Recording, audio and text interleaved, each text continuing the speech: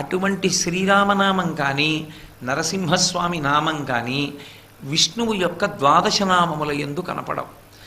కారణమేమి అంటే వాటికి ద్వాదశనామములలో చేర్చవలసినంత ప్రతిపత్తి లేదని కాదు అక్కడ సిద్ధాంతం. ఆ 12 నామాలు ఏదో ఆచమనం చేసినప్పుడు పూజ ప్రారంభం చెయ్యవలసినప్పుడు చెప్పవలసినటువంటి నామములైనప్పటికీ శ్రీరామనామము ప్రత్యేకించి సర్వకాలముల యందు చెప్పబడవలసినటువంటి నామం.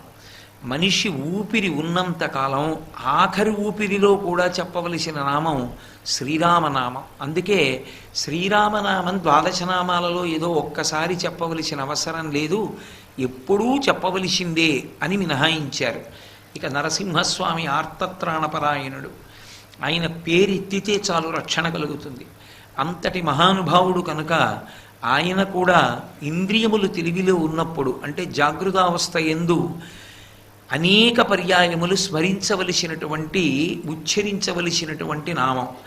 ఈ కారణం చేత ఆ 2 నామములకు విష్ణువు యొక్క ద్వాదశ నామముల యందు స్థానము కల్పింపబడలేదు. కానీ గోవిందనామమునకు మాత్రం ఎనలేని ప్రఖ్యాతి ఉంది. గోవింద అన్న నామాన్ని లోకంలో ప్రచారం చేసినటువంటి మహాపురుషులు శంకర భగవత్పాదులు.